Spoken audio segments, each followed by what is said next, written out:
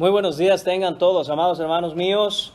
Le damos las gracias a Dios por este momento que podemos tener para adorarle y continuemos adorándole ahora con la predicación de su palabra. Les invito a abrir sus Biblias en Marcos capítulo 11. Estaremos leyendo a partir del versículo 27 y entraremos ya al capítulo 12, leeremos hasta el versículo 12.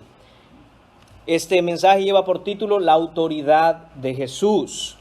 Dice así la palabra del Señor. Volvieron entonces a Jerusalén, y andando él por el templo, vinieron a él los principales sacerdotes, los escribas y los ancianos, y le dijeron: ¿con qué autoridad haces estas cosas? ¿Y quién te dio autoridad para hacer estas cosas? Jesús respondiendo les dijo: os haré yo también una pregunta. Respondedme, y os diré con qué autoridad hago estas cosas. ¿El bautismo de Juan era del cielo o de los hombres? Respondedme.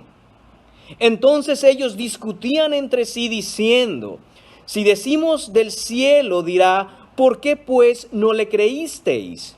Y si decimos de los hombres... Pero temían al pueblo, pues todos tenían a Juan como un verdadero profeta. Así que respondiendo dijeron a Jesús: no sabemos. Entonces respondiendo Jesús les dijo: tampoco yo os digo con qué autoridad hago estas cosas. Entonces comenzó Jesús a decirles por parábolas: un hombre plantó una viña, la cercó de vallado, cavó un lagar, edificó una torre y la arrendó a unos labradores y se fue lejos. Y a su tiempo envió un siervo a los labradores para que recibiese de estos del fruto de la viña. Mas ellos, tomándole, le golpearon y le enviaron con las manos vacías. Volvió a enviarles otro siervo, pero apedreándole, le hirieron en la cabeza y también le enviaron afrentado. Volvió a enviar otro, y a este mataron, y a otros muchos, golpeando a unos y matando a otros. Por último, teniendo aún un hijo suyo, amado, lo envió también a ellos diciendo: tendrán respeto a mi hijo. Mas aquellos labradores dijeron entre sí: este es el heredero, venid, matémosle, y la heredad será nuestra. Y tomándole, le mataron y le echaron fuera de la viña. ¿Qué pues hará el señor de la viña? Vendrá y destruirá a los labradores y dará su viña a otros. Ni aun esta escritura habéis leído: la piedra que desecharon los edificadores ha venido a ser cabeza del ángulo. El Señor ha hecho esto, y es cosa maravillosa a nuestros ojos. Y procuraban prenderle porque entendían que decía contra ellos aquella parábola. Pero temían a la multitud, y dejándole se fueron. Oremos, amados hermanos. Padre Santo, te damos gracias de nuevo, Señor, por este tiempo que nos permites tener. Gracias, Señor, porque en Cristo tenemos al único quien tiene toda la autoridad en el cielo y en la tierra para poder salvarnos. Gracias te damos, Señor, porque tu Hijo Jesucristo no vio sus riquezas en gloria como cosa a que aferrarse, sino que se humilló y siendo hombre fue obediente hasta la muerte y muerte de cruz. Señor, gracias, porque en Él tenemos salvación. Padre Santo, en esta mañana te pedimos que sea tu Espíritu Santo que nos enseñe. Te pedimos, Señor, que produzcas en nuestros corazones el peso de tu gloria, Señor, con esa autoridad que solo tú tienes. Señor, te pedimos todo esto en el nombre de tu Hijo Jesús. Amén. Amén. Pueden tomar asiento, amados hermanos.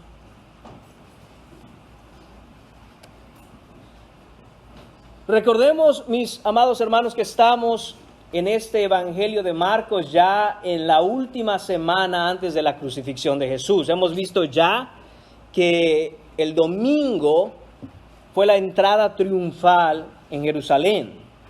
Después de eso, el lunes, después Jesús de haber salido de Jerusalén e ir a Betania, donde se estaba quedando, por la mañana él sale de nuevo para ir a Jerusalén una vez más. Sale de Betania, en el camino maldice la higuera, llega a Jerusalén, limpia el templo y al final del día regresa a Betania. Estamos ya a día martes. Esto está ocurriendo un martes. Jesús está aproximadamente a 72 horas de su crucifixión. Y en este martes vamos a ver en este pasaje el primer acontecimiento descrito por Marcos, el primero de los enfrentamientos que tendría Jesús con los líderes religiosos ese mismo martes. Ese mismo martes habrían ya los líderes religiosos, una noche anterior, se habrían juntado para decidir qué y cómo apresar a Jesús. Ellos empiezan a tener un plan. Quieren atrapar a Jesús incriminándolo, haciendo de hecho que Él se incrimine a sí mismo. ¿Y cómo lo van a hacer? A través de algunas preguntas, de algunas cuestiones que quieren que Jesús responda de manera pública. Hoy veremos, hermanos míos, la primera de estas 4 preguntas que los líderes religiosos le harán a Jesús. La encontramos en este capítulo 11, en el versículo 28. ¿Con qué autoridad haces estas cosas y quién te dio autoridad para hacer estas cosas? Y se referían, por supuesto, a lo acontecido el día anterior, el lunes, cuando Jesús entró y tomó un manojo de cuerdas para hacer un látigo y sacó de ahí del templo a los cambistas y sacó de ahí a los que vendían animales. Después, en el capítulo 12, en el versículo 14, veremos otra pregunta que le harían a Jesús. A él le preguntarían, ¿es lícito dar tributo a César o no? ¿Daremos o no daremos? De nuevo, querían que Jesús se incriminara. Querían saber qué tenía que decir Jesús con respecto a esto. ¿Se pondría en contra del César o no? En el mismo capítulo 12 vendría la tercera pregunta, en el versículo 23. Ahí le preguntarían a Jesús, después de narrarles una historia acerca de una mujer que había quedado viuda y 7 hermanos, según la costumbre de la época, la habían hecho su esposa. ¿De cuál de ellos será ella mujer, ya que los 7 la tuvieron por mujer en el día de la resurrección? Le preguntaban a Jesús estas cosas porque pensaban, no hay manera de que alguien respondiera a esto. Y la última de estas preguntas o cuestiones que tratan de alguna manera, poner a Jesús en una esquina y que no tuviera salida, está en el versículo 28 de este mismo capítulo 12. Le preguntan a Jesús, ¿cuál es el primer mandamiento de todos? Esto es lo que va a contestar el martes, hermanos míos. De hecho, no solo esto, sino que todo lo que veremos en el capítulo 12 y en el capítulo 13 se desarrollan el martes. El martes es un día muy ocupado para Jesús. Como dije, quieren que se autocondene con las respuestas que va a dar. Recordemos algo muy importante, hermanos míos. Todo esto se está desarrollando en un lugar, en un tiempo específico, concreto, completamente real, como en nuestros días. Hay leyes, está Herodes, están los gobernantes, está Pilato, están los hombres encargados del templo. No pueden simplemente tomar a este hombre, Jesucristo, y llevarlo a matar. Tiene que pasar por un juicio, tienen que llevarlo, condenarlo. Jesús ha predicado ya casi 3 años completos y no han podido encontrar algo en él que sea la evidencia clara de que es un criminal, es un rebelde populista. Y esto es lo que están tratando de hacer. Están determinados a matar a Jesús, solo no encuentran cómo, no encuentran el motivo. No ha hecho nada Jesús para autoincriminarse. Y eso es lo que están tratando de que él haga en este pasaje, mis hermanos. Y hasta el día de hoy, muchos cuestionan la autoridad que Jesús tiene. ¿Qué autoridad tiene Jesús para entrar al templo de mi corazón y quitar de ahí a mis ídolos? Muchos se preguntan, ¿qué autoridad tiene Jesús para decirme cómo vivir? Todas las personas, hermanos míos, están o en sumisión a Cristo y a su palabra o en rebeldía contra Él. No hay puntos medios. La neutralidad no existe. La neutralidad es una fantasía, es un mito. No hay tal cosa. Jesús mismo lo declaró cuando dijo, o estás conmigo o en contra de mí. No hay puntos medios. O eres frío o eres caliente. Y lo que vamos a ver hoy en esta mañana debe llegar a nuestro corazón para preguntarnos, examinarnos. ¿Estamos nosotros en sumisión a la autoridad de Cristo o en rebeldía a la autoridad de Cristo? ¿Quién determina cómo debo vivir? ¿Soy yo mismo o es Jesucristo? Así que les invito, mis hermanos y amigos míos que se encuentran aquí, que nos escuchan, que veamos cuál es la autoridad que tiene Jesús para hacer todo lo que hace.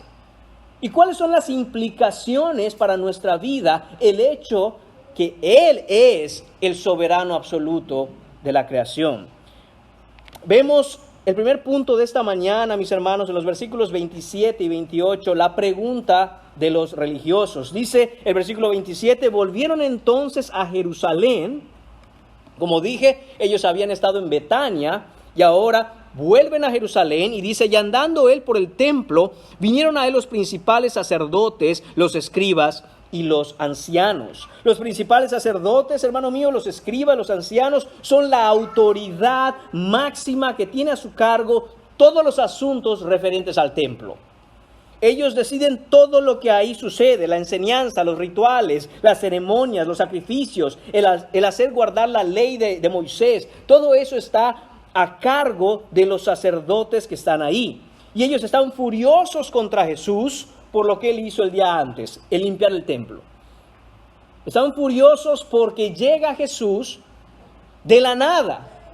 El ministerio de Jesús se ha desarrollado por lo general fuera del templo, fuera de Jerusalén, en Galilea, en Capernaum, en Decápolis. No en Jerusalén, mucho menos en el templo.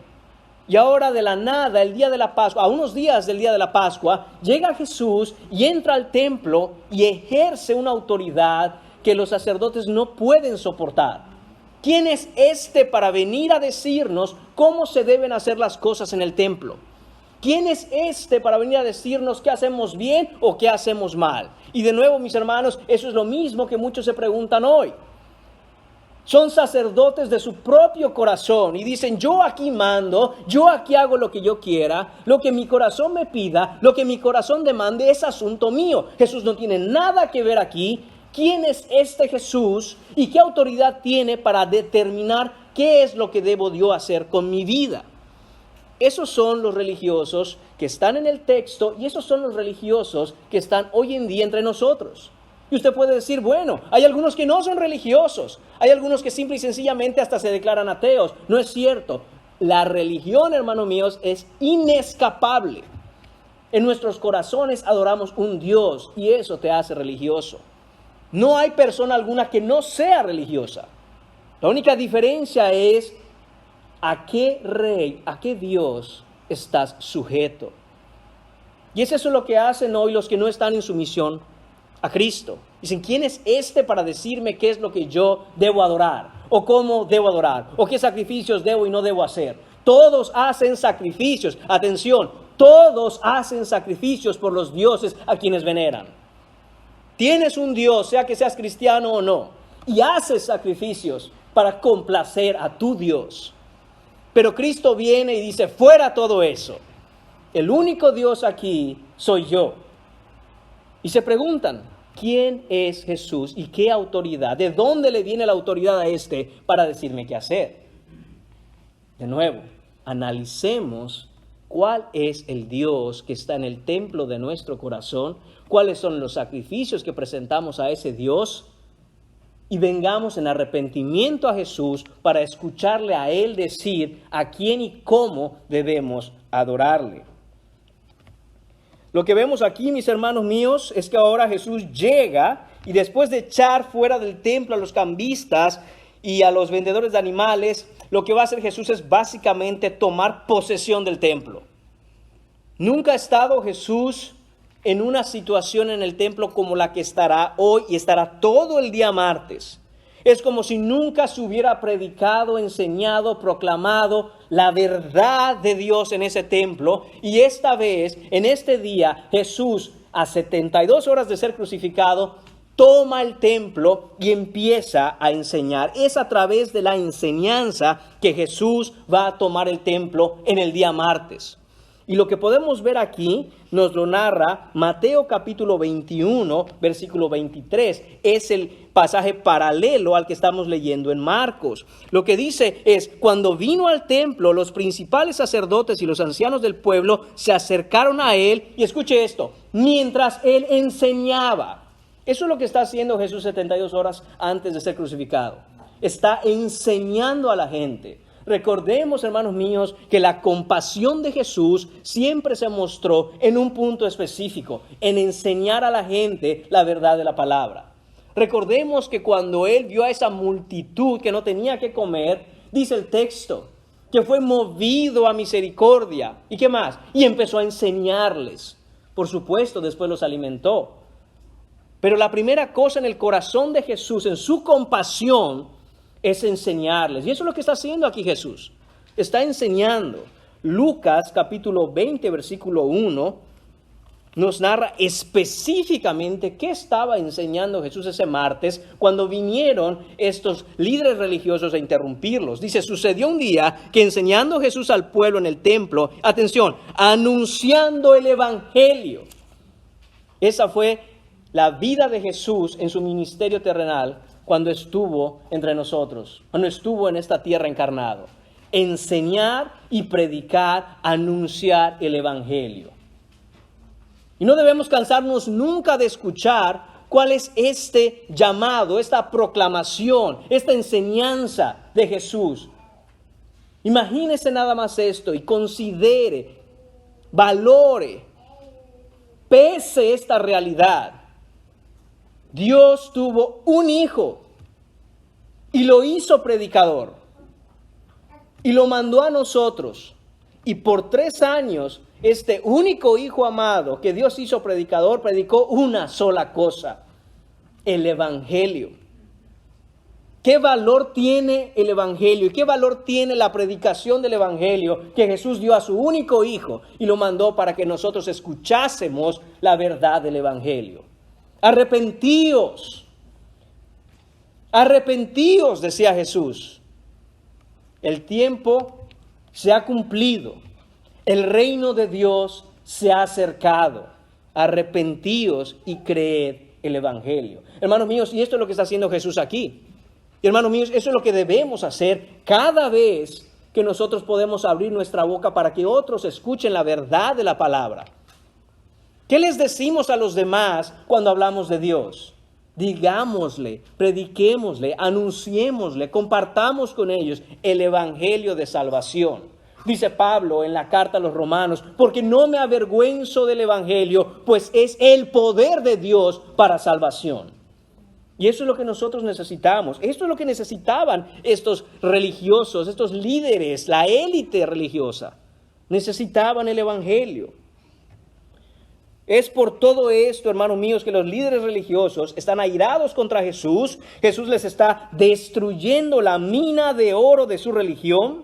Una religión, como ya hemos dicho antes en las predicaciones pasadas, ritualista y vacía, que les permitía a ellos vivir a costa del pueblo, mientras que además de todo eso, se les consideraba espiritualmente superiores. ¡Wow! Mira cómo los fariseos guardan la ley. Esos hombres son unos santos. Eso es lo que les gustaba a ellos, la autojusticia. A ellos les gustaba que otros los miraran y aplaudieran su piedad. Recordemos que esa era la manera de vivir de estos fariseos. El versículo 28 dice, y le dijeron, ¿con qué autoridad haces estas cosas? ¿Y quién te dio autoridad para hacer estas cosas? En otras palabras, Jesús, ¿quién te crees tú que eres? Nosotros somos la autoridad aquí. La realidad, hermanos míos, es que la élite religiosa no tiene intenciones de conocer cómo es que Jesús tiene esta autoridad. No tiene intenciones de saber de dónde le viene esta autoridad. Simplemente desean acabar con él. Consideran que Jesús, hermanos míos, les ha dado ya muchos problemas. Y esto se está saliendo de control. Ha sido capaz de entrar al mismo templo y ha destruido el negocio de la Pascua. Están absolutamente molestos con él. Sin embargo, no debemos pasar por alto que esta pregunta revela algo muy importante. La pregunta presupone el hecho innegable de que Jesús tiene autoridad. Aunque la pregunta está dirigida a que Jesús se autocondene con la respuesta que dé, la realidad es que presupone el hecho de que Jesús tiene autoridad. Dice, ¿con qué autoridad? Es decir, ¿qué autoridad es esta? ¿Qué autoridad es esta que te permite hacer lo que haces? Hermanos míos, no confundamos autoridad con poder. Jesús es el Todopoderoso. Dios es todopoderoso. ¿Qué significa eso? Que Él puede hacer lo que Él quiera. Es capaz. Tiene el poder para hacerlo. Autoridad tiene que ver con legalidad. Tú puedes tener poder para hacer algo, pero no necesariamente la autoridad para hacerlo. Jesús tiene ambas cosas. No solo tiene el poder, pero tiene también la autoridad. Legalmente a Él le pertenecen los cielos y la tierra. Él tiene autoridad sobre todo. Y estos hombres le preguntan que si tiene autoridad. Es innegable que Jesús tiene poder y es innegable que Jesús tiene autoridad. Pero ellos quieren, de nuevo, acorralarlo. A ver qué vas a responder. Y le preguntan, ¿quién te dio esta autoridad? Es una pregunta que realmente conlleva dos respuestas. Dice, ¿quién te dio esta autoridad? Es decir, ¿de dónde viene esta autoridad? Este es un intento para hacer caer a Jesús en lo que sería una declaración blasfema. Si Jesús contestaba en ese instante, bueno, yo tengo autoridad porque soy Dios, blasfemia. Iba a ser considerado blasfemia por los religiosos, no porque fuera blasfemia, Él estaría diciendo la verdad, Él es Dios. Sin embargo, sería considerado blasfemia por los religiosos y en ese momento entonces sería reo de muerte. ¿Por qué entonces Jesús no respondió directamente y dijo, porque yo soy Dios, porque yo vengo del cielo? Hermanos míos, ¿por qué hay que llegar al viernes? Hay que llegar al viernes. Jesús va a morir en la cruz, no a la manera en que los líderes religiosos quieren, sino a la manera determinada por Dios desde antes de la fundación del mundo. ¿Ha escuchado quizá algunas personas que argumentan en contra de la divinidad de Jesús, el hecho de que Jesús sea Dios, porque dicen, yo leo el Evangelio y no encuentro en ningún lugar donde Jesús diga que era Dios? Claro que cuando empezó Jesús su ministerio no iba a declarar que era Dios en ese instante porque necesitaba 3 años para llegar a la cruz. Eso no quiere decir que negó en ningún momento que Él fuera Dios, porque todas las señales y el cumplimiento del Antiguo Testamento en la persona de Cristo testifican claramente de que Él es Dios. Y Jesús va a hacer esa afirmación después. No la hará hoy martes en el texto, pero la hará el viernes, cuando lo apresen y los principales sacerdotes lo tengan de frente y le pregunten, dinos si tú eres el Hijo de Dios, dinos si tú eres el Mesías. Tú lo has dicho, dijo Jesús, y les digo aún más, que verán al Hijo del Hombre venir en las nubes. Entonces, dice el texto, que los sacerdotes se rasgaron las vestiduras y dijeron, no tenemos necesidad de más testigos, ha blasfemado, es reo de muerte. El viernes lo dirá, pero no hoy, no el martes. Porque no el martes tiene que ser crucificado, sino el viernes. Y entonces esto es lo que le preguntan a Jesús. Este es ese intento, como dije, un intento fantasioso por tratar de ser más inteligentes que Jesús. ¿Y cómo responde Jesús? Punto número 2, la respuesta de Jesús, versículos 29 al 33. Dice el versículo 29, Jesús respondiendo les dijo, os haré yo también una pregunta, respondedme y os diré con qué autoridad hago estas cosas. Jesús, hermanos míos, no está evadiendo la pregunta, sino que de nuevo, ustedes me han escuchado decir esto ya varias veces, porque así es como responde Jesús, está respondiendo con preguntas. Jesús responde preguntas con preguntas según la costumbre judía rabínica de la época y que de hecho hasta el día de hoy es costumbre entre los judíos responder preguntas con preguntas. Y quiero hacer el énfasis en esto, no es que Jesús no quiera responder, es que Él va a responder, pero va a responder con preguntas. Es decir, estos hombres tendrán su respuesta, pero la tendrán al responder la pregunta. Esto es, hermanos míos, una forma un método, si lo queremos ver así, un método argumentativo que busca llevar a quien pregunta al análisis, al razonamiento de lo que quiere saber. No es nada más algo caprichoso, sino que hay una enseñanza detrás de cómo responder preguntas con preguntas. Déjenme poner un ejemplo a manera de ilustración para ver si puedo hacerlo más claro. Se dice que en alguna ocasión un famoso músico, un pianista judío, después de un concierto, salió, estaba ahí entre la gente lo saludaba y una familia se acercó a él. El hombre, el padre de familia, era un admirador de este pianista. De hecho, era tan admirador de él que había pasado de alguna manera ese gusto por la música de aquel pianista a toda su familia. Ahí estaban sus hijos, su esposa, y tuvieron la oportunidad de saludarlo. Se acercan a él y le dice este hombre: déjeme saludarlo, somos grandes admiradores de usted, pero qué piezas musicales tan increíbles usted compone. Muchas gracias, dice el hombre. Mire, aquí están mis hijos, desde niños yo les he hecho escuchar la música de piano que usted toca, y aún ahora, ya siendo grandes, son admiradores suyos. De hecho, le dice este hombre, en la casa de pronto a veces nos ponemos a discutir, a debatir amigablemente en familia cuál es la mejor pieza de usted. Y cada uno de nosotros tiene su pieza, su composición a piano favorita. Así que teniendo la oportunidad de estar aquí frente a usted, le dice el hombre, déjeme preguntarle algo. ¿Cuál es su composición favorita de todas las que ha hecho? El hombre judío, anciano, educado y crecido en este arte de contestar preguntas con preguntas, porque así es el razonamiento judío, le dice, ¿a cuál de sus hijos ama usted más? Y el hombre se queda como, ¿qué tiene que ver eso con la pregunta que yo le acabo de hacer? Perdón, le dice, sí, dígame, ¿a cuál de sus hijos ama usted más? Veo que aquí ha traído a sus hijos, ¿a cuál de ellos ama más? Y dice, bueno, cada uno de ellos es diferente. Hay unos que son más cercanos a mí, otros son un poco más cercanos a su madre, pero son mis hijos. Los amo a todos por igual, con todo mi corazón. Ahí tiene su respuesta, le dijo el hombre. Esta es la manera de razonar de los judíos. Al responder tú la pregunta que te hago, tendrás la respuesta a la pregunta que tú me estás haciendo. Este hombre pudo haber dicho, mire, yo no tengo ninguna pieza, ninguna composición favorita, porque a todas han salido de mí, son especiales para mí.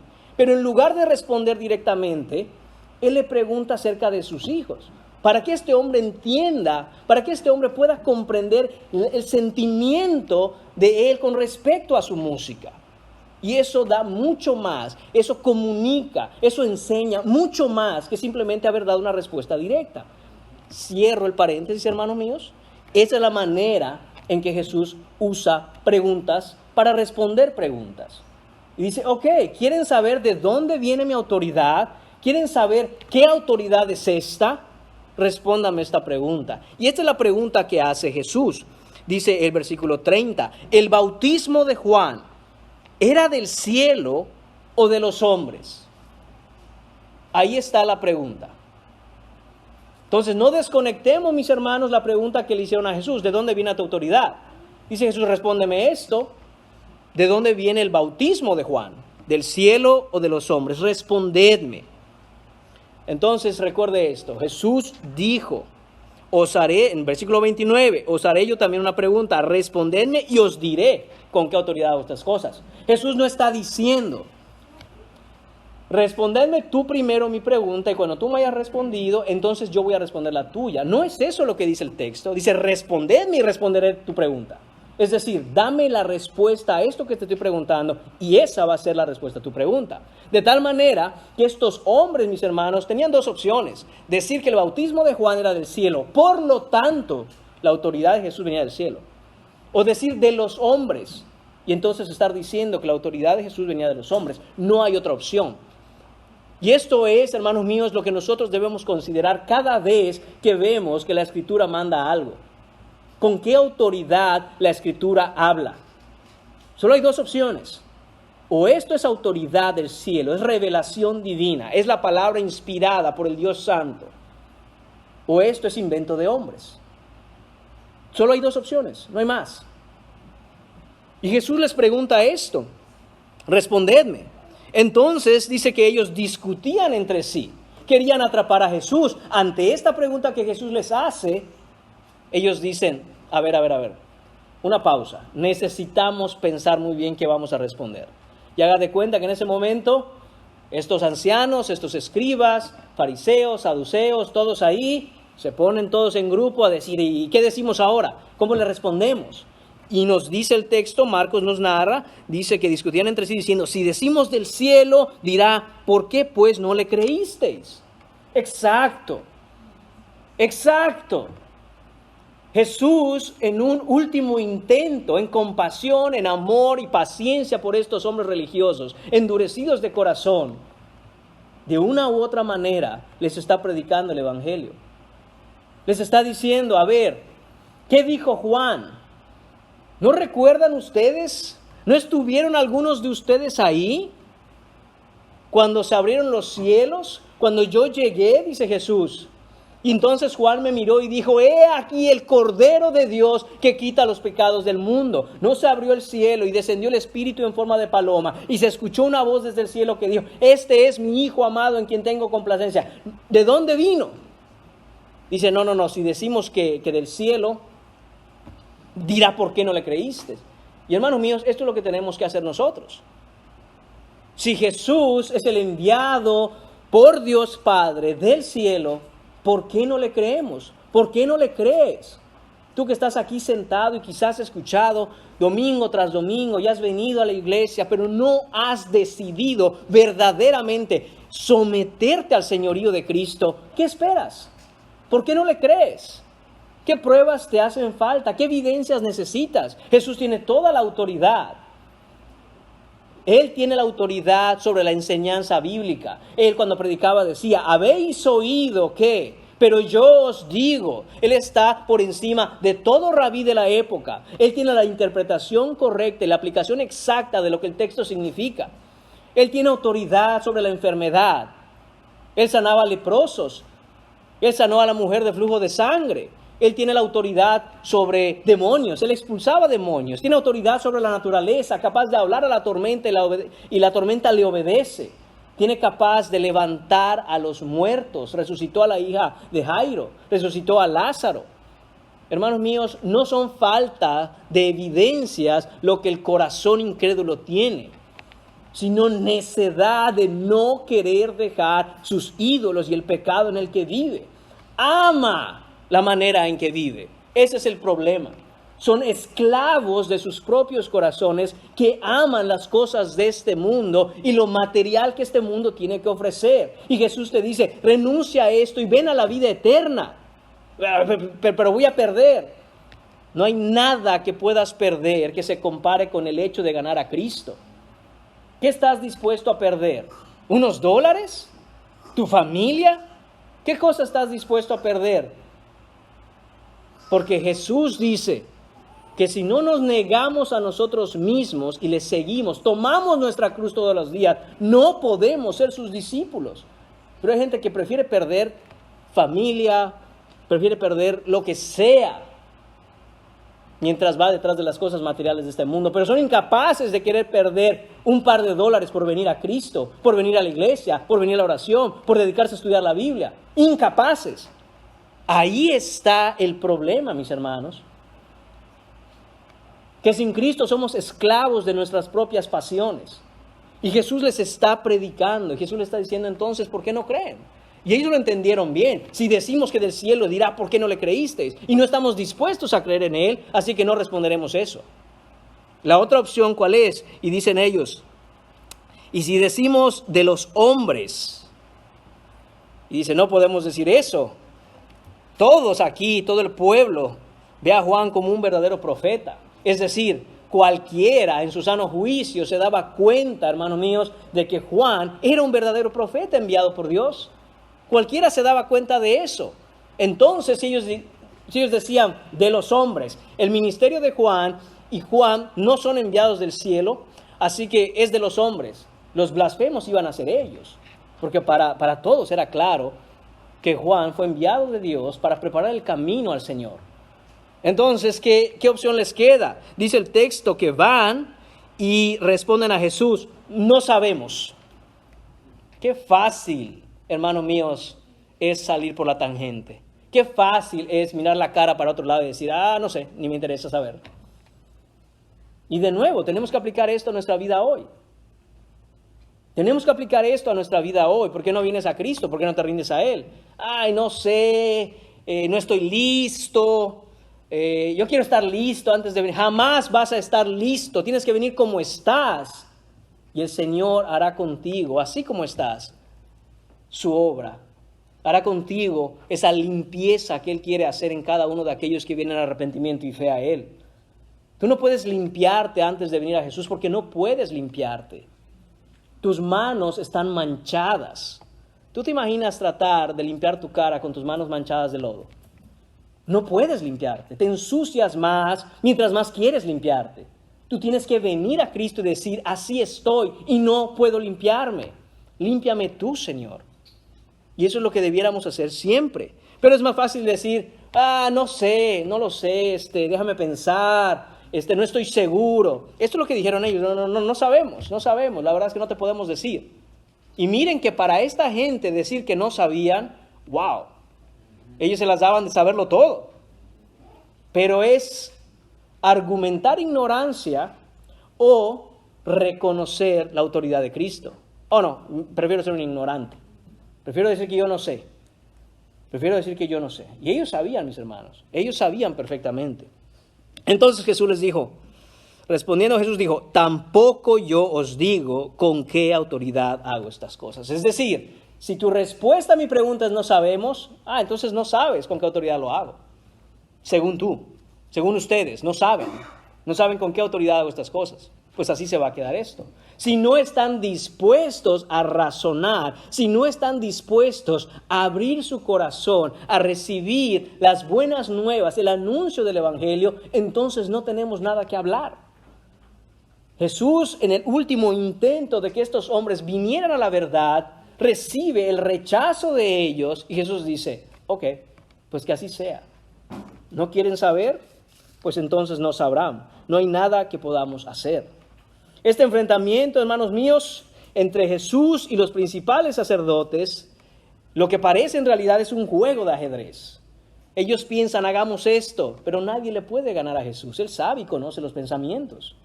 Los líderes religiosos creen haber puesto a Jesús en jaque. Y con un movimiento magistral, Cristo con esta pregunta los deja en jaque mate.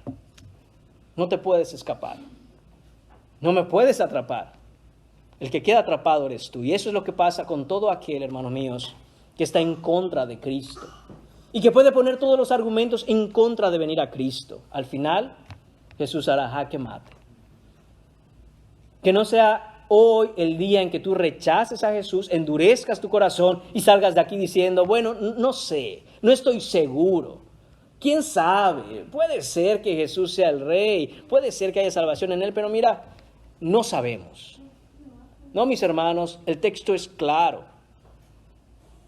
Jesús, su autoridad es dada desde el cielo. Le es dada por Dios Padre. Cuando predicó Pedro, empezó a explicar a la gente que lo escuchaba en Hechos capítulo 2, quién era Jesús. Y dijo, este Jesús a quien vosotros crucificasteis, Dios lo ha hecho Señor y Cristo. Arrepentidos. Creen que porque lo mataron ya no van a tener que enfrentarlo. El Señor lo ha resucitado y lo vas a enfrentar. Arrepiéntete. Y ese es el llamado, ese es el anuncio. Eso es lo que, hermanos míos, debemos escuchar y venir arrepentidos a Dios. Escuchar y entender esto, que vamos a enfrentarlo. No importa quién seas, no importa cuántos años tengas, no importa tu pasado, no importa lo que hagas en el futuro, un día enfrentarás a la autoridad del universo. Es fácil hablar, hermanos míos, del policía a sus espaldas, pero es muy diferente estar sentado en una silla, en la silla de los acusados, en una corte con el juez enfrente. Es muy diferente. Y hoy puedes decir, no importa, haré de mi vida lo que yo quiera. Total, no pasa nada. Un día tendrás de frente al juez y estarás sentado. Es mejor venir en arrepentimiento y fe a Cristo para perdón de pecados y tener a Jesús como abogado y no como juez. Así que te invito, te animo, te pido, te ruego que vengas a Cristo en arrepentimiento y fe hoy. Que vengas a Cristo para no enfrentarlo como un juez, sino para que seas recibido por Él como tu abogado. Y créeme, Jesús no ha perdido ningún caso. Él es incapaz de perder. La hipocresía, hermanos míos, nunca reconocerá que la autoridad de Jesús viene del cielo. El religioso hipócrita y sin fruto dice honrar a Dios, pero no honra a Dios el Hijo. Y se cuestiona de dónde tiene su autoridad. Aún teniendo evidencias claras, mis hermanos, de la deidad de Cristo, no quiere admitirlo. No quiere admitirlo. ¿Por qué el incrédulo no cree en Dios? ¿Por qué el incrédulo no quiere creer en Dios? Hermanos míos, por la misma razón que un criminal no quiere ver al policía. Es por la misma razón. Sabe que está mal delante de la ley. Dice, yo no voy a ir allá. De loco voy a la comisaría, de loco voy a la estación de policía, si yo soy un criminal. Y esa es la razón por la cual los incrédulos no vienen a Dios. No quieren enfrentar la justicia. Pero este juez que es justo también es misericordioso y ofrece a todo aquel que venga en arrepentimiento y fe el perdón de pecados. Ahora, Jesús no va a parar allá, mis hermanos. Jesús va a seguir hablando, va a seguir enseñando. Recordemos esta escena. Está Jesús en el templo enseñando al pueblo, anunciando el evangelio. Es interrumpido por esta élite religiosa. Jesús los acorrala con la pregunta que les hace y ahora les dice como una enseñanza a ellos directamente, pero para que todo el pueblo escuche. Y entonces vemos en el capítulo 12 la parábola que Jesús dice. Dice el texto, versículo 1, entonces comenzó Jesús a decirles por parábolas. No fue solo esta parábola la que les dijo Jesús, sino que fue una serie de parábolas. Marcos registra esta. Mateo registra una antes que esta. Pero vamos a enfocarnos en la que registra Marcos. Y les dice, un hombre plantó una viña, la cercó de vallado, cavó un lagar, edificó una torre y la arrendó a unos labradores y se fue lejos.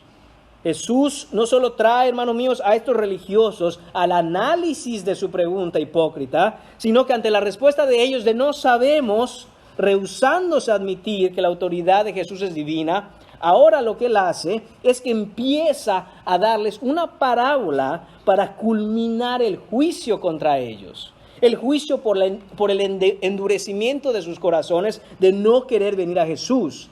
Y no solo eso, esto también es contra la nación de Israel. Todo esto, mis hermanos, inició, ¿ya sabe con qué? Con la maldición de la higuera.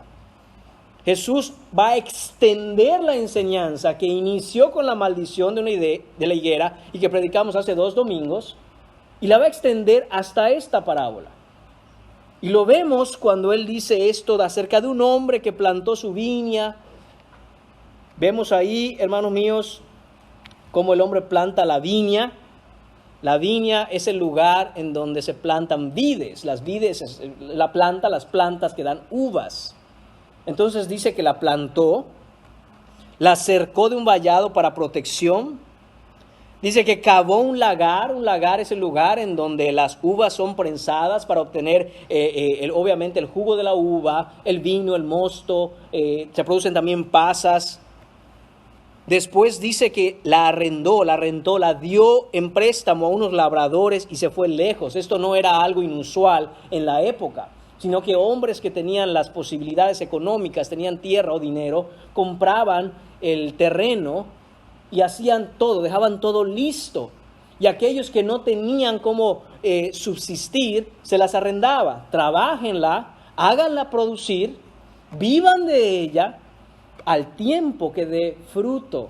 Y conecte esto del fruto con la higuera.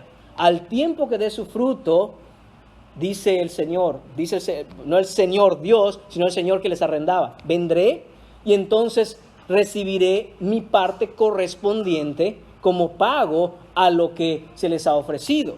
Usualmente el dueño requería algo así como un 30% de los frutos. Esa era la paga que estos labradores tenían que hacer. Fíjese cómo es. No había una cantidad estipulada, sino un porcentaje. Pero qué compasión de este dueño. Imagínese que le diga, me tienes que dar tantas libras de uva. No. De lo que tú produzcas, lo que sea que hayas producido, dame una parte, el 30%. Entonces, si produce mucho, el 30% obviamente será específicamente más. Pero no les pedía, tienes que cumplir con esto, ya lo que quede es para ti. No, porcentaje. Y eso es lo que está haciendo aquí. Dice, todo lo ha dejado listo. Y dice, a su tiempo envió un siervo a los labradores para que recibiese de estos el fruto de la viña. ¿Y qué pasó? Ellos tomándole, le golpearon. Se rehúsan a pagar, se rehúsan a dar fruto al dueño. No quieren darle el fruto que él necesita, que él requiere.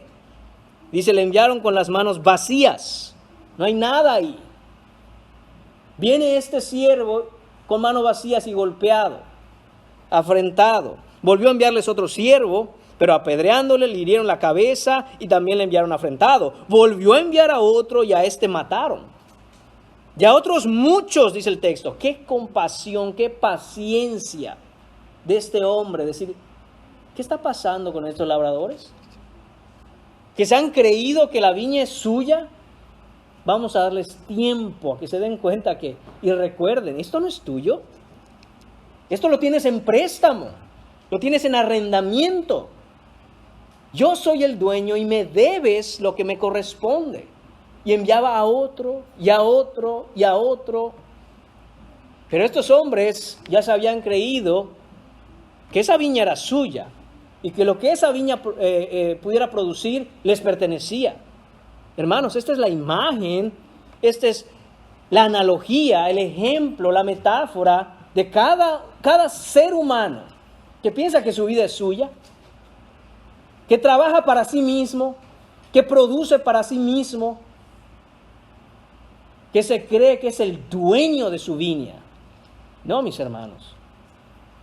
Todos aquí, y de hecho, cada persona en el mundo debe a Jesucristo todo lo que tiene. Todo. Nada es tuyo.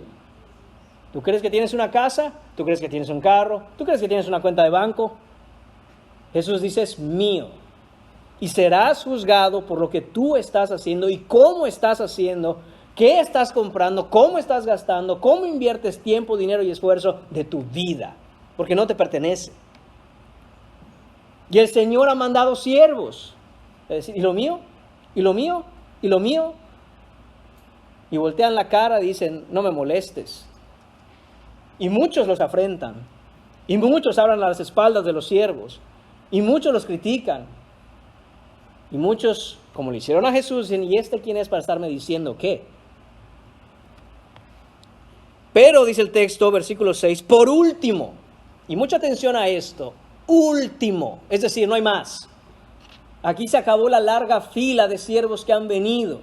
Por último, esta es la última opción, esta es la última oportunidad que tienen estos labradores para hacer lo que deben. Por último, dice el versículo 6, teniendo a un hijo suyo amado.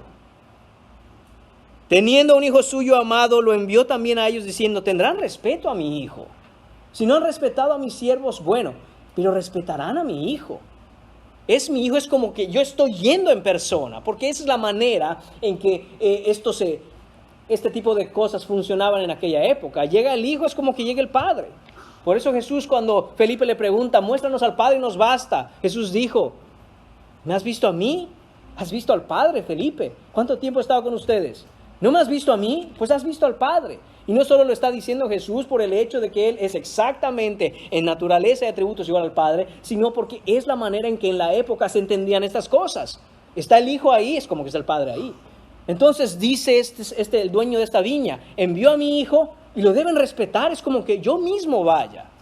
Pero ¿qué hacen estos hombres? Dicen, aquellos labradores dijeron entre sí, este es el heredero. Este es el heredero, lo reconocen, lo saben que es el hijo y saben que tiene autoridad sobre la viña, saben que es el heredero. Eso no los detiene de pensar, matémosle. Probablemente ellos pensaban, este tonto, mire, nos ha mandado a todos los siervos que tiene y se los hemos matado. Y manda a su hijo, como que lo vamos a respetar. Lo vamos a matar también. Es más, empiezan a pensar quizá que el dueño ya está muerto. ¿Por qué no viene él? ¿Por qué ha mandado a tanta gente? Y ahora viene su hijo y no viene él. Probablemente ya hasta murió. Matemos también al heredero y no hay quien reclame la heredad, no hay quien reclame la viña. Será nuestra. Y eso es lo que pensaron. Y de hecho es lo que hicieron. Este es el heredero, dicen, venid, matémosle, la heredad será nuestra. Versículo 8, y tomándole le mataron y le echaron fuera de la viña. Y Jesús pregunta, ¿qué pues hará el Señor de la viña? ¿Qué pues hará el Señor de la viña? Note esto. Los líderes religiosos quisieron acorralar a Jesús con una pregunta. Y ahora Jesús termina este pasaje con una pregunta para ellos. Díganme, ¿qué pues hará con el dueño? Con los labradores. ¿Qué hará pues el dueño con los labradores? ¿Qué hará este dueño? Respóndanme. Y no soportaron los fariseos la tentación de decir, hombre, todo el mundo sabe qué pasa en estos casos. De nuevo, las leyes de la época. Desde que los labradores malvados mataron al primer siervo, el dueño estaba en derecho de venir y condenar a muerte a los labradores. Ojo por ojo, diente por diente. Es la ley de la época. Tenían que morir. Entonces los fariseos, los saduceos, los ancianos, los escribas, todo el mundo sabe ahí como, hombre, es lógico lo que va a hacer el dueño cuando llegue. Y vemos, hermanos míos, que la respuesta la dan precisamente los fariseos, los líderes religiosos. Si me acompaña Mateo en el texto paralelo, vemos que ellos dicen en el versículo 41, capítulo 21, 41, le dijeron, a los malos destruirá sin misericordia y arrendará su viña a otros labradores que le paguen el fruto a su tiempo. Esa fue la respuesta de ellos. Hermano, pero Marcos dice que Jesús fue el que dijo eso. Sí, pero Mateo dice que fueron los líderes religiosos quienes respondieron. Entonces, ¿cuál es cuál? Fue Jesús quien dijo, vemos ahí en el texto de Marcos, dice, vendrá y destruirá a los labradores y dará su viña a otros. ¿Quién en realidad lo dijo? ¿Los líderes religiosos o Jesús? Pues si Marcos dice que Jesús, Jesús. Y si Mateo dice que los líderes religiosos, los líderes religiosos. No es uno y el otro, son ambos y juntos. La escena debió ser más o menos así, hermanos míos. Ellos respondieron y Jesús reafirmó. La escena fue algo como esto. ¿Qué pues hará el Señor de la viña? Respondieron los fariseos. A los malos destruirá sin misericordia y arrendará su viña a otros labradores que le paguen el fruto a su tiempo. Jesús reafirmó, como mirándolos, vendrá y destruirá a los labradores y dará su viña a otros. Como diciendo, exactamente, pero por supuesto, están en lo correcto. Y con esa respuesta, ellos se autocondenaron. Querían atrapar a Jesús para que se autocondenara. Jesús les narra una parábola y les dice, ¿qué ha de hacer el dueño de esta viña? Oh, tiene que matar a sus labradores. Exacto. Y se autocondenaron. ¿Por qué se autocondenaron, mis hermanos? ¿Por qué podemos decir que se autocondenaron? Bueno, hermanos míos, porque la viña es Israel, el dueño es Dios, los siervos son los profetas que desde el Antiguo Testamento Israel mató, las vides son las personas, los labradores son los religiosos de la élite judía, que vivían a costa del pueblo, de algo que no era suyo, vivían en su autojusticia.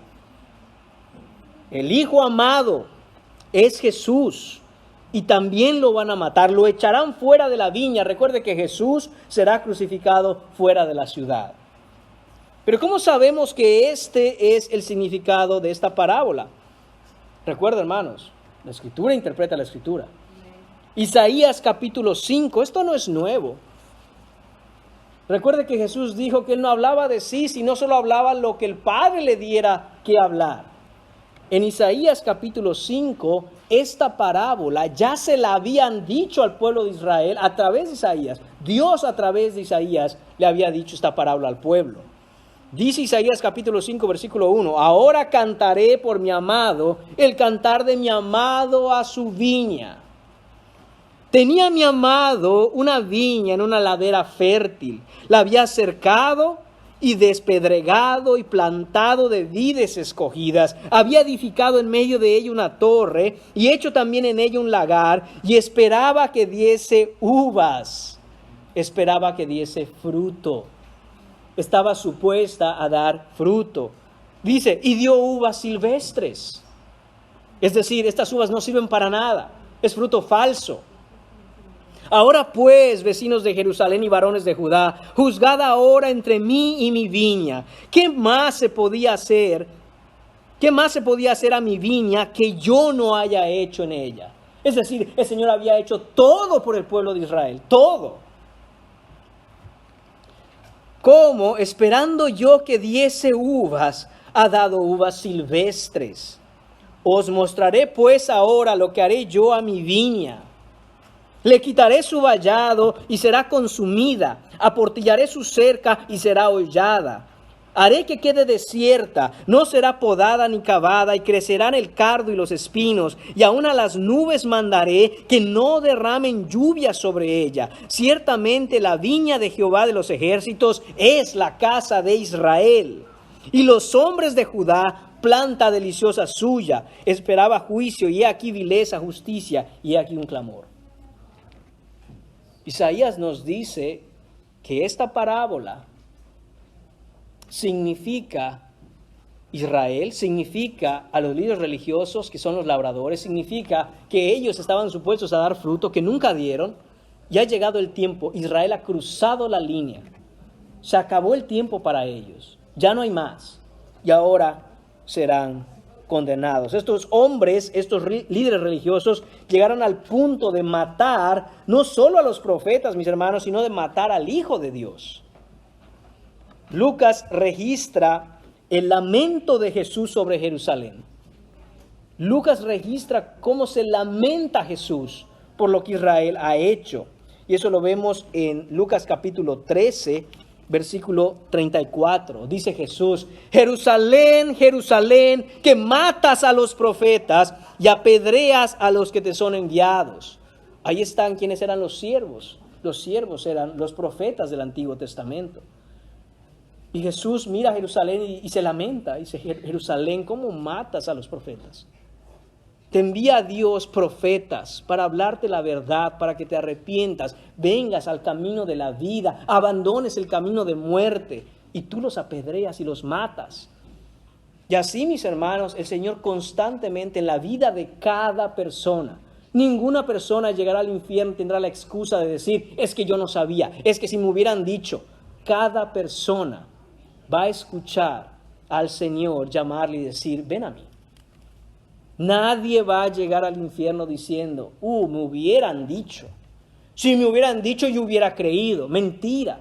Todo el que llega ahí, llega porque rechazó a quien sea que le haya compartido, a quien sea que le haya hablado. Hermanos, es increíble la manera en que Dios usa medios, los que Él quiera, para que a nuestra conciencia llegue, sea despertada al hecho de que debemos venir a Dios. Y sin embargo, así como esta nación, Israel, Jerusalén, acallaba a los profetas, matándolos, así muchos acallan la voz de su conciencia y matan su voz interior para decir, no quiero escuchar esto, voy a vivir como se me dé la gana. Y esto es lo que está sucediendo. ¿Qué va a hacer Jesús? Jesús después de esto les dice en el versículo 10, ni aún esta escritura habéis leído. Ni aún esta escritura habéis leído. No es que está hablando con gente que no sabía la escritura. Está hablando con sacerdotes, principales sacerdotes, maestros de la ley. Y Jesús les dice, ¿no han leído la Biblia? ¡Qué ofensa! Pero Jesús no se refiere a simplemente que pasaron los ojos por las palabras. Ni aun esto habéis leído significa, ¿no han entendido la escritura ustedes? Hermanos, y de nuevo, esto viene para nosotros. No podemos simplemente leerla por leer. Debemos meditar en ella, entender la palabra. Solo puede venir el entendimiento correcto de la Escritura por la iluminación del Espíritu Santo que nos enseña. Y el Espíritu Santo solo viene a nosotros cuando venimos en fe al Señor. Usted puede encontrar a alguien que le diga, yo ya leí la Biblia, de principio a fin. ¿Y qué? ¿La entendiste? ¿Has venido a Cristo para salvación? ¿Estás sujeto a su voluntad? Si no, no sirve de nada. Si no tienes el entendimiento de la palabra, tú no tienes la palabra, tú tienes tinta negra impresa en papel blanco. Es todo lo que tienes. Hay que venir en arrepentimiento y fe si en verdad decimos creer. No puede ser que alguien diga, yo creo, pero no me quiero sujetar a Cristo. Eso es un imposible.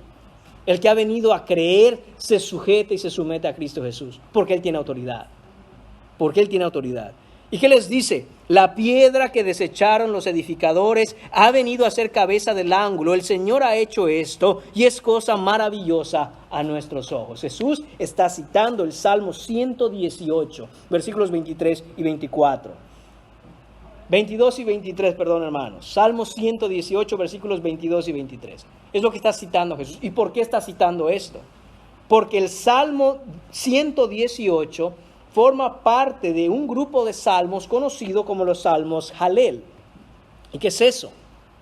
Halel significa en hebreo alabanza. De ahí viene aleluya, alabanza al Señor, o gloria sea al Señor, o alabado sea el Señor. Estos salmos del 113 al 118 se cantaban, ¿saben cuándo? En la Pascua. Cada año, por cientos de años, han cantado en el templo los salmos del 113 al 118 en la Pascua. Obviamente el 118 era el que cerraba el canto. Y Jesús le dice, ¿no han leído eso? Ustedes lo cantan todos los días, todos los años. Y probablemente muchas veces durante el año, pero específicamente en la fiesta de la Pascua, todos los años. Y ustedes no entienden ni lo que cantan. No entienden que la piedra que desecharon los edificadores ha venido a ser la cabeza del ángulo. Pero ahí van a ir a cantar en unos días, después de haberme matado. Van a ir a cantar y no lo entienden. Y eso les está diciendo Jesús. La piedra angular, hermanos míos, es la primera piedra que se coloca en una edificación al momento de construir un edificio. Y esta determina la posición correcta de todas las demás piezas de la construcción. De todas las piedras que se vayan poniendo, la piedra angular va en una esquina y determina cómo se va a levantar el edificio. En otras palabras, si tú no tienes a Cristo, tú no tienes nada. La construcción, el edificio que estás construyendo, está siendo construido sobre la arena, y vendrán los vientos y soplarán las tempestades y caerá, porque no está fundamentada sobre la roca. Y eso es lo que está diciendo Jesús aquí. Ustedes han desechado la piedra angular, y la piedra angular es Cristo Jesús. En Hechos, capítulo 4, versículos 11 y 12 dice, este Jesús es la piedra reprobada por vosotros los edificadores. Esa es la predicación que Pedro le dio a los sacerdotes que le tenían apresado junto con Juan, la cual ha venido a ser cabeza del ángulo, les dice. Y en ningún otro hay salvación, porque no hay otro nombre bajo el cielo dado a los hombres en que podamos ser salvos. Hermanos míos, más claro no puede ser esto. Más claro no puede ser esto. O tú rechazas la piedra angular, o tú te alineas a construir de acuerdo a la piedra angular. No hay otra opción. Voy a volver a leer de nuevo el versículo 12. En ningún otro hay salvación. En ningún otro hay salvación, porque no hay otro nombre bajo el cielo dado a los hombres en que podamos ser salvos. Hermanos míos, no hay otro nombre, no hay otro mediador, no hay otro salvador, no hay otro sacrificio, no hay otro camino, no hay otra puerta, no hay otro pastor, no hay otro refugio, no hay otra fortaleza, no hay otra verdad, no hay otro Señor, no hay otro Redentor, no hay otra autoridad bajo el cielo, sobre el cielo, no hay otra esperanza, sino solo una: Jesucristo, el Hijo de Dios. Y todo aquel, mis hermanos, que no construya de acuerdo a la piedra angular, está condenado a fracasar en su construcción. No importa qué bien se mire la casa. se va a caer porque no está sobre la roca. Pero si está sobre la roca, dice el Señor, los vientos podrán venir, las tormentas vendrán, inundaciones subirán y no caerá porque está sobre la roca. ¿Sobre qué estás construyendo tú? ¿Has rechazado la piedra angular o has construido de acuerdo a las medidas establecidas por los ángulos de la roca que es Cristo? Esa es la pregunta. Y ahora, mis hermanos, dice el texto que el versículo 12, que ellos procuraban prenderle porque entendían que decía contra ellos aquella parábola y temían a la multitud y que dejándole se fueron.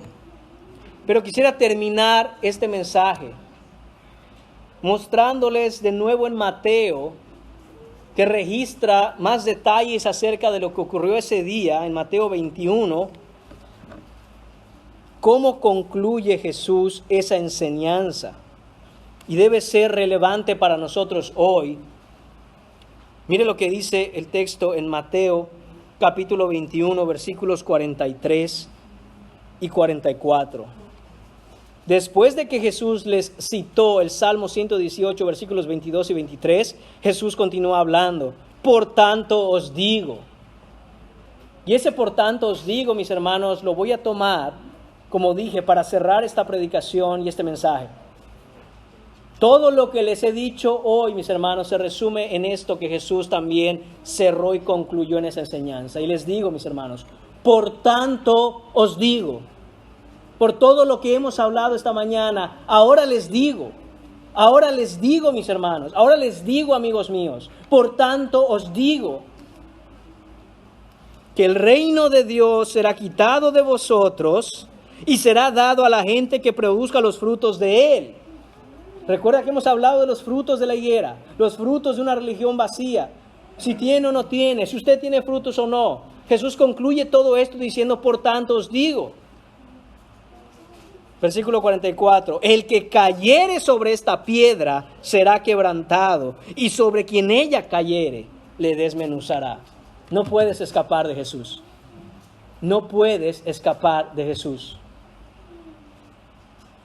Checa tu vida. Todavía hay tiempo. Todavía hay tiempo. No caigas sobre la roca, ni que la roca te caiga encima. ¿Cómo estás viviendo? Sobre todo tú que dices que eres cristiano. ¿Eres cristiano? Pregúntate esto, ¿eres cristiano? ¿En verdad eres cristiano? ¿En verdad vas a estar de frente al Señor y el Señor va a decir, buen siervo y fiel, entra en el gozo de tu Señor? Mira tu vida, mira tus frutos. ¿O eres como estos labradores malvados que están viviendo para sí y que no quieren pagar el fruto al Señor porque dicen, la viña es mía, el fruto es mío, mi corazón me pertenece, mi vida es para mí, nada obtendrá el Señor de mí? Te prevengo, te prevengo. Estas palabras son la verdad. Estas palabras no son un juego ni son un mito, es la realidad. Muchos comentaristas afirman que cuando el Señor dice aquí que el que cayere sobre esta piedra será quebrantado, hace referencia a su primera venida y todos aquellos que mueran irán a conocer a la roca y sin Cristo les desmenuzará. Y que cuando dice que sobre quien ella cayere le desmenuzará, se refiere a la segunda venida. Todos aquellos que estén vivos en la segunda venida y estén sin Cristo, dice el texto, les desmenuzará cuando caiga. Y si leemos Apocalipsis nos dice que la gente querrá esconderse y que las montañas les caigan encima antes que enfrentar y ver de frente al Cordero. Hermanos míos y amigos míos, la Biblia no es un juego, Dios no es un juego, el Evangelio no es un juego. Todo lo que hablamos cada domingo es de vida o muerte. Y tú puedes venir a sentarte y decir, voy a cumplir con mi religiosidad, ya me senté, me voy a mi casa. O puedes tomar estas palabras en serio. Y como los fariseos, preguntarte, ¿qué autoridad tiene la Biblia sobre mí? ¿O de dónde le viene a esta autoridad para hablar así?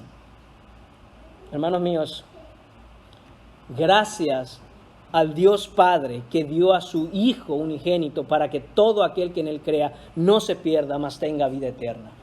Vengamos a Él en arrepentimiento y fe hoy y no endurezcamos nuestros corazones. El día de salvación es hoy. Oremos. Señor y Padre, te damos las gracias, Señor, por tus advertencias, Señor, que son en amor. Señor, porque tu corrección, Señor, es buena. Padre, ayúdanos a todos los que hemos venido en fe a ti. Ayúdanos a andar, Señor, como es debido. Ayúdanos, Señor, a ser esos labradores que a su tiempo te damos el fruto que tú mereces, Señor, con nuestra vida. Señor Padre, a todos aquellos que aún no vienen a ti, tráelos, Padre, por favor, te lo pido. Tráelos, Señor, porque horrenda cosa es caer en manos del Dios vivo. Horrenda cosa es vivir religiosamente, externamente, superficialmente, viniendo a la iglesia, Señor, y diciendo, pues yo soy cristiano. Señor Padre, tú sabes quién es y quién no es. Habla, Señor, a sus conciencias, despiértalos, Señor, abre sus ojos, habla a sus corazones, que no perezcan en sus pecados. Ten misericordia, Señor, y salva. Salva, Señor, por tu evangelio, salva por tu misericordia, salva por tu gracia. Exalta tu nombre, Señor. Glorifícate, Señor, por la salvación que puedes dar a pecadores como nosotros. Te lo pedimos en el nombre de tu Hijo Jesús. Amén.